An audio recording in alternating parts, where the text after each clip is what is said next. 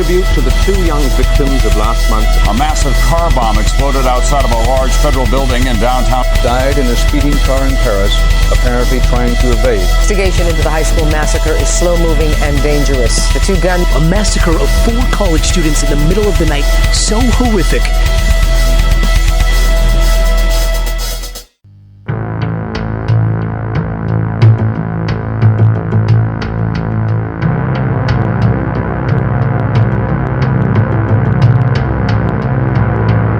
It's April the 23rd of 1967. And hey, look at that, again, 1967. But right now, this cosmonaut that you see here is going to suffer a traumatic death. A death which is defined, well, by that. This is a recreational documentary as we dive into the Soviet Union, in which we see Russia's failed mission on its debut, in which we see Soyuz 1 and ask, why did it happen? Why did it end in tragedy? And what is still more of this entire accident? And which we will ask how, what, and why there was a space freefall.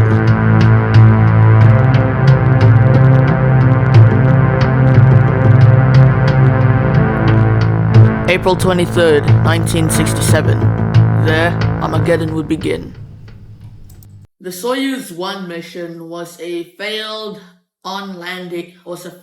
mission, and I mean by failed mission, it crashed upon landing. And the cause of the crash was a parachute failure that happened upon its arrival in Earth's atmosphere. And, well, it crashed on Earth's surface, killing 1 astronaut on board. Up on board is the main astronaut in the Soyuz 7K OK. He is talking to mission control to his backup Yuri Gagarin, in which this is our comrade, Vladimir Komarov. He will soon suffer. The crew of the Soyuz 1 was known as is the only astronaut on board. Actually, there was only one crew member. His name was Vladimir Komarov. He was the pilot of the mission. And the mission objectives for Soyuz 1 was to test the Soyuz spacecraft for future missions. Spoiler alert, they had to have more models.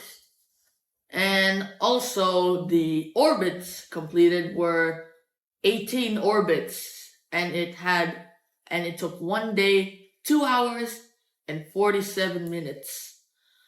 And the launch site was the Gagarin's start from the Baikonur Cosmodrome in Kazakhstan.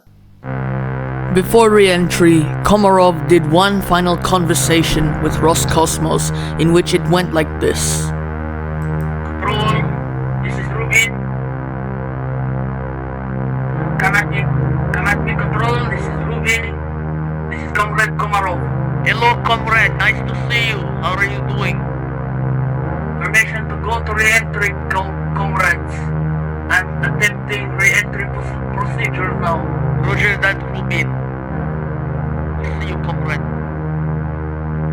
Roger, we'll see you on Mother Earth. See you soon on Mother Earth.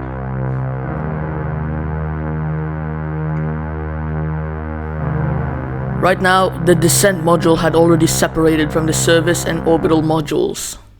On the 18th orbit, Komarov prepared for landing, and well, upon re-entering Earth's atmosphere, he was given permission, but when he entered Earth's atmosphere, there were so many missions. Not only did the spacecraft begin to spin while it was attached to the parachute system itself also failed. Because the reason why? Well, in the Soyuz descent module, there's a pilot parachute, 2 drogue parachutes, and 1 main parachute. And in case if the main parachute gets cut, a backup parachute is there. But unfortunately, when the main parachute came, the backup parachute tangled, or I think that was the second drogue parachute, but the 2 parachutes benangled and tangled with one another, ultimately causing it to increase speed in the descent module.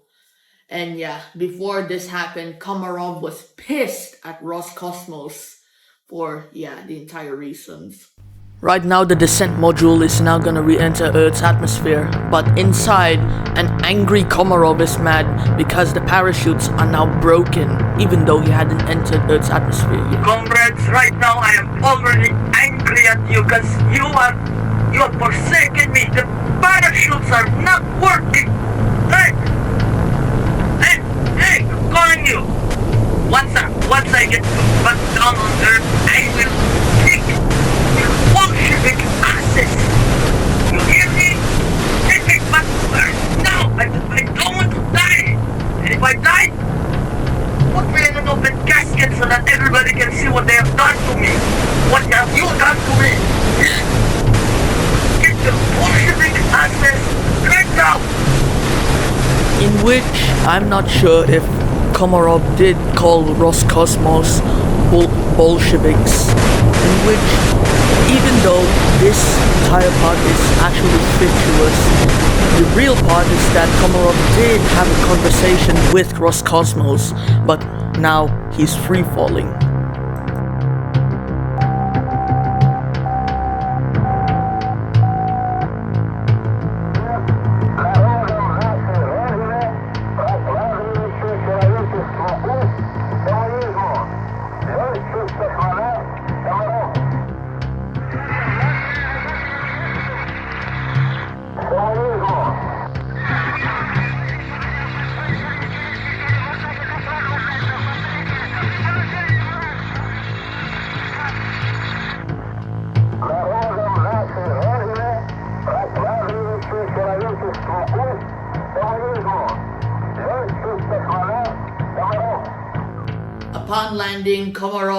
Upon landing, the capsule crashed with full speed, and I mean by full speed, in the helicopter footage, there is a fireball once it appeared on landing, and it was not the usual fireball that you would see when a normal landing happens.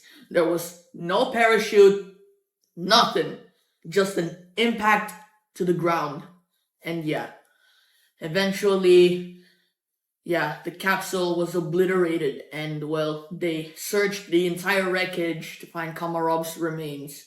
And well, the background that you can see behind me, yes, that is what happened to Komarov.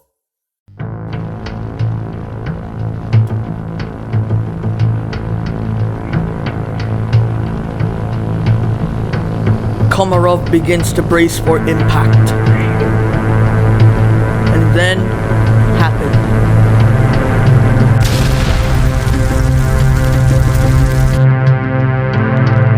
Vladimir Komarov is dead. Died on impact. Recovery crews think that it was a successful landing, so they ran over to him. But remember, it's fire, not the success. And well, they found him bamboozled, and this is how it went. So, here's where the crash landing is, I guess. Wait first, I think he's still alive.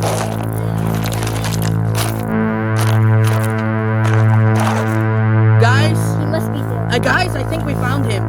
And I don't think he looks, Oh, oh my goodness. I cannot even recognize him at this point. He's a piece of coal, man. He's dead. There's no way he's alive, man. He's dead. He's literally dead. Look at him. Look at him. For Komarov, it was his own hellhole, but for us, it was just him as a piece of coal.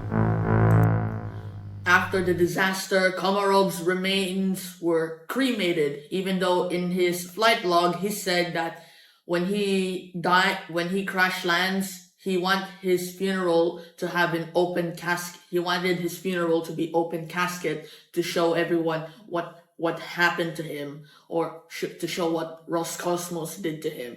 But his wishes were denied because, well, he was interred in the Kremlin wall, where he still stays today. And even after his death, memorials are still there for Komarov, like ones on the moon, and even medals placed on the, There are even craters on Mercury and the moon named after Komarov, in which he is still a hero in the Soviet space program. So yes, we have learnt about the Soyuz 1 tragedy and how it had plagued so many lives, in which we'll say goodnight, good luck, and good morrow, and thanks for watching Disasters of Yesteryear, Season 3, Episode 2.